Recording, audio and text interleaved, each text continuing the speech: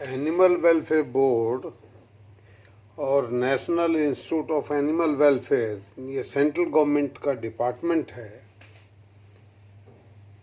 परंतु national institute of animal welfare का annual audit होता ही नहीं है। सीएजी ने ऑडिट करना चाहिए। मेरे पास ये रिप्लाई है आरटीआई की, office of the principal director of audit central Chandigarh.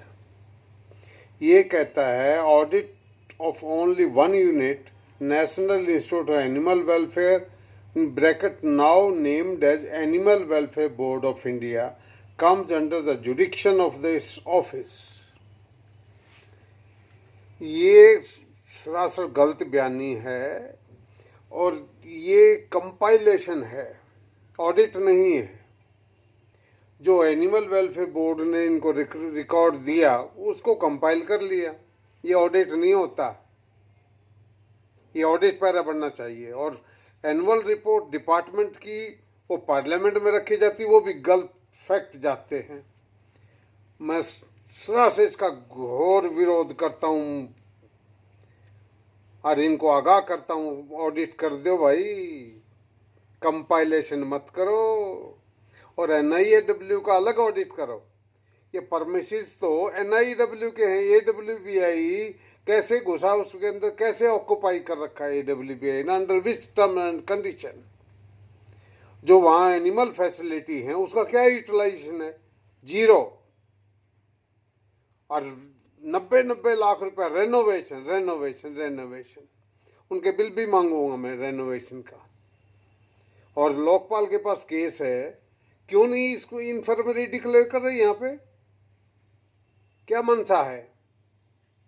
और जब एनआईएडब्ल्यू ट्रेनिंग सेंटर है, और तो हैदराबाद वाला ट्रेनिंग सेंटर क्यों, वो एचएसआई के दबाव में है।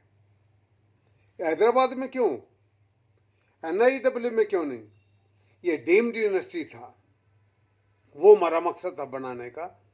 और मैंने पूरा जवानी दी है और पूरा प्रयास किया है चेन्नई से यहाँ ऑफिस शिफ्ट करने में और एनआईएडब्ल्यू की स्थापना में। 8 एकड़ जमीन ग्राम पंचायत की मैंने दिलवाई, 20 लाख रुपए किला लिया था, अब 8 करोड़ रुपए किला है। और कोई यूज नहीं है परमिसेस का। बहुत परेशान हो लिया और बहुत थावस्कर कितने को दे दिया, जेएनयू को।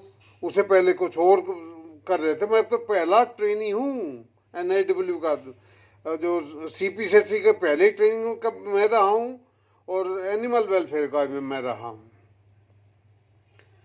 पूरा जवानी दी हमने इस इंस्टीट्यूशन को खड़ा करने के लिए।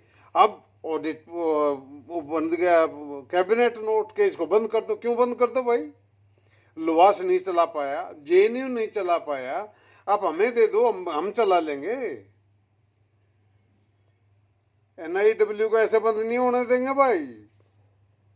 अरे एडब्ल्यूबी की दादागिरी नहीं चलने देंगे। मंत्री जी महकमे के ये देख लो, मंत्री जी को कहते कि भी अब किसी स्टेट उसमें सर्कस में मत जाना जब तक इसके मंत्री हो। क्यों, मंत्री पब्लिक का नुमाइंदा है, पब्लिक के डिमांड पे जाएगा।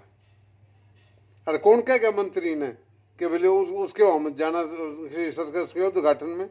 जबकि माननीय जो एसपी सिंह बघेल हैं, इन्होंने एशियाड सर्कस का आगरा में उद्घाटन किया था और वो अपने बारे में बताया भी था, अपने विचार भी व्यक्त किए थे जो जनहित में है, सर्कस के हित में है। जय श्री राम।